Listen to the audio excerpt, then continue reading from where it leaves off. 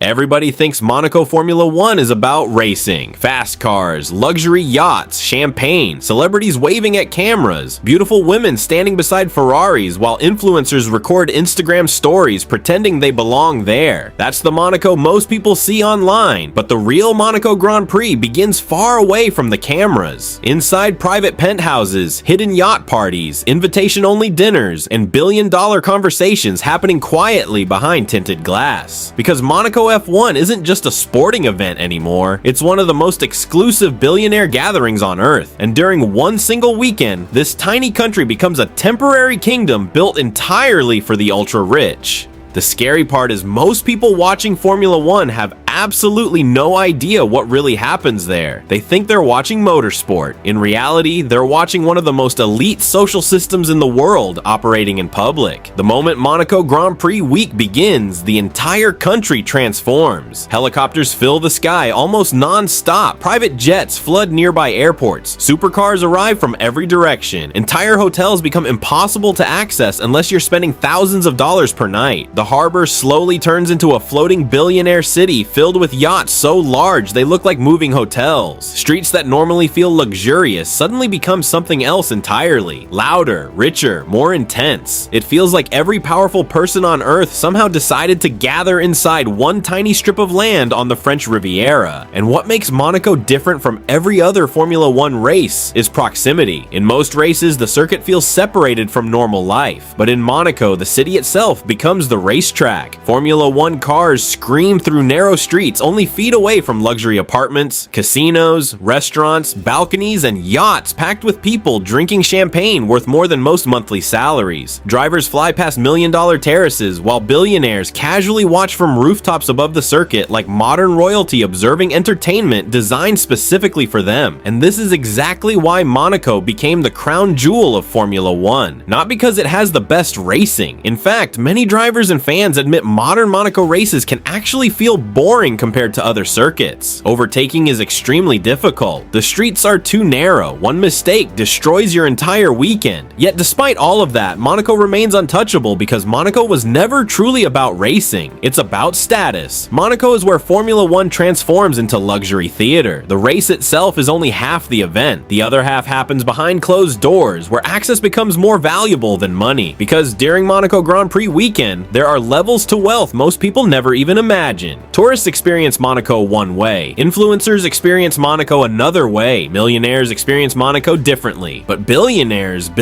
enter an entirely separate reality. There are private rooftop parties where invitations alone are considered social currency. There are secret yacht dinners where billion-dollar business deals quietly happen between courses. There are penthouses with hidden elevators leading directly into VIP gatherings protected by private security teams and non-disclosure agreements. Some guests arriving at these parties are so wealthy and influential that even celebrities become background decoration around them. And the craziest part, many of the people attending these events barely care about Formula One itself, because Monaco Grand Prix is no longer just a race. It's networking for the global elite. That's why CEOs, crypto billionaires, royalty, hedge fund managers, Hollywood celebrities, athletes, and luxury brand executives all appear here every single year. Monaco gives them something normal luxury destinations cannot offer: concentration. The richest people in the world are gathered in one place at one time, surrounded by privacy, security, and status. Relationships built during Monaco weekend can lead to business partnerships worth hundreds of millions of dollars. Some people arrive to watch racing, others arrive to quietly build empires. And nowhere is this billionaire culture more visible than the yachts. During Monaco Grand Prix weekend, the harbor becomes one of the most expensive places on Earth. Massive yachts line the water so tightly together that they almost look like floating skyscrapers. Some cost hundreds of millions of dollars. Others require crews larger than luxury hotels just to function properly. Inside are cinemas, private spas, pools, gyms, Michelin-level chefs, DJs, security teams, luxury suites, cigar lounges, and hidden VIP rooms where cameras are often banned entirely. To outsiders, the yachts look glamorous. To insiders, they are power symbols. Because in Monaco, your yacht is more than transportation. It's a statement about your position in the hierarchy. The bigger the yacht, the better the location in the harbor, the more famous your guest list becomes, the more status you gain during the weekend. And this creates a strange psychological environment where even billionaires compete constantly against each other. That's one of the darkest truths about Monaco F1. No matter how rich someone becomes, there is always another billionaire nearby with something bigger, rarer, newer, or more exclusive. One billionaire arrives with a $90 million yacht. Another arrives with a $200 million yacht and a helicopter landing pad. One celebrity hosts a luxury dinner party. Another billionaire brings a world-famous DJ onto their private yacht while fireworks explode over the harbor. And slowly, luxury stops feeling impressive. It becomes competitive. That's why Monaco can feel psychologically exhausting even for extremely wealthy people. Everyone is performing success constantly. Every outfit, watch, car, dinner reservation, and guest list becomes part of a social game built around visibility and status. In Monaco, attention itself becomes currency, and social media made this even more extreme. Years ago, Monaco Grand Prix was elite. Now it's global entertainment. Millions of people online watch influencers pretending to live billionaire lifestyles for one weekend while recording supercars driving through Monte Carlo tunnels. Videos of Bugattis, Ferraris, Lamborghinis, Rolls-Royces, and McLarens flood Instagram and TikTok every year. Champagne sprays across yacht decks while electronic music blasts through the harbor until sunrise. Beautiful people pose beside luxury cars in front of the Casino de Monte Carlo while photographers chase celebrities through crowded streets. To ordinary viewers online, Monaco starts looking like paradise, but social media only captures the surface. What it doesn't show is the pressure underneath all that luxury, because Monaco Grand Prix weekend operates almost like a social battlefield.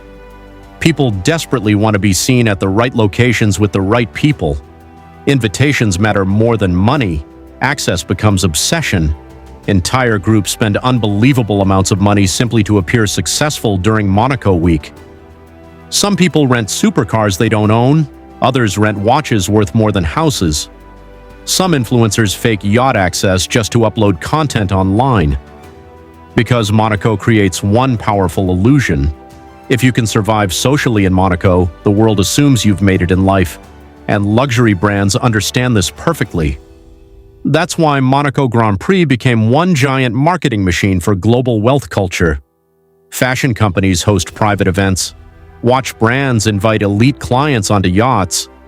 Champagne companies throw parties with celebrities and athletes. Luxury car manufacturers quietly entertain ultra-rich buyers inside hidden lounges overlooking the circuit. Everything during Monaco weekend is designed around aspiration. The event sells a dream where money removes limits, a dream where beautiful people, power, luxury, and status exist together permanently, a dream where normal life disappears entirely. But reality inside Monaco can feel very different, because extreme luxury changes human psychology in strange ways. The more exclusive your environment becomes, the harder it becomes to impress people around you. In normal society, owning a Ferrari might make someone stand out for years. In Monaco during Grand Prix weekend, Ferraris barely attract attention because they are everywhere. The standards become so extreme that luxury itself loses emotional impact, and this creates one of the most dangerous cycles in billionaire culture: escalation. The yacht must become bigger, the penthouse must become more expensive, the after-party must become more exclusive, the spending must become more extreme. Because once luxury becomes normal, people start chasing shock value instead. And nowhere is this more obvious than Monaco nightlife after the race ends. As the sun disappears behind the Mediterranean, Monaco transforms again. Music floods the harbor. VIP clubs become impossible to enter without connections. Security teams guard hidden entrances while lines of luxury cars fill narrow streets. Billionaires, celebrities, athletes, models, influencers, crypto millionaires, and royalty move between private events until early morning. Some parties happen inside luxury hotels, others happen on yachts hidden away from cameras, and some gatherings are so exclusive that even famous celebrities struggle to gain access. This is where Monaco stops feeling like a sporting event completely. It becomes elite nightlife operating at the highest level on Earth. And behind all the glamour sits another uncomfortable truth. Monaco Grand Prix is built almost entirely around wealth inequality. During race weekend, hotel prices explode, restaurants charge insane amounts for basic reservations, private terraces overlooking the track can cost more than luxury vacations elsewhere. Some people spend more money during one Monaco weekend than ordinary families earn in years, and yet despite all this excess, demand keeps growing every year because people are not paying for racing, they are paying to feel close to power. That's what Monaco really sells better than anywhere else in the world: proximity to the elite. Even walking through Monte Carlo during Grand Prix weekend feels surreal. You can casually pass a Formula One world champion, a billionaire tech founder, a famous actor, and a royal family member within minutes of each other. The concentration of wealth and influence becomes almost unbelievable. For one weekend, Monaco compresses global luxury culture into a single tiny location, and that's why so many people become obsessed with it. Because Monaco represents humanity's ultimate fantasy: unlimited access. Access to wealth, access to status, access to beauty, access to power, access to a world most people will never enter. But the deeper you look into Monaco Grand Prix culture, the darker it starts becoming. Because beneath all the luxury sits an endless competition for relevance. Even billionaires can become insecure in environments like this because there is always someone wealthier nearby receiving more attention. That's why many people leave Monaco emotionally exhausted despite experiencing unimaginable luxury. The environment pushes constant comparison. Who has the best yacht? Who got invited to the most exclusive party? Which celebrity appeared on which terrace? Which billionaire hosted the most talked-about event? Everything becomes performance, and social media intensifies it even further because millions of viewers online are watching the entire spectacle unfold in real time. Monaco has become luxury content for the internet age. Every angle of the city feels designed for aspiration. Supercars revving through tunnels, helicopters landing on yachts, beautiful sunset shots over the harbor, champagne glasses beside race cars. It all feels cinematic. But cinema hides reality. What most people never see are the private security systems protecting the wealthy from public attention, the hidden entrances used by celebrities, the silent business negotiations happening during dinners worth tens of thousands of dollars, the emotional pressure wealthy people experience while trying to maintain status inside elite social circles. Monaco may look carefree from the outside, but inside, image matters constantly. And perhaps that's why Monaco Grand Prix fascinates the world more than any other Formula One event. It's not simply about motorsport anymore. It's about watching modern wealth culture operate in public. It's a live performance of power, status, exclusivity, and ambition. For ordinary fans, Monaco is entertainment. For the wealthy, Monaco is positioning. And maybe that's the real reason the Monaco Grand Prix continues dominating global attention despite criticism about the actual racing. Because deep down, people aren't only watching cars anymore, they're watching the lifestyle surrounding them. A lifestyle most people will never experience, a lifestyle built around access money can barely buy, a lifestyle where billionaires compete silently through yachts, penthouses, parties, influence, and visibility. A lifestyle so extreme that even luxury eventually stops feeling satisfying. And that's the hidden truth about Monaco Formula One. Behind the champagne, celebrities, yachts, and supercars exists one of the most exclusive billionaire ecosystems on Earth, a world where access itself became the ultimate luxury. If you enjoyed this video, subscribe for more deep stories about billionaire lifestyles, hidden luxury worlds, elite culture, Formula One, supercars, private wealth, and the psychology behind extreme success.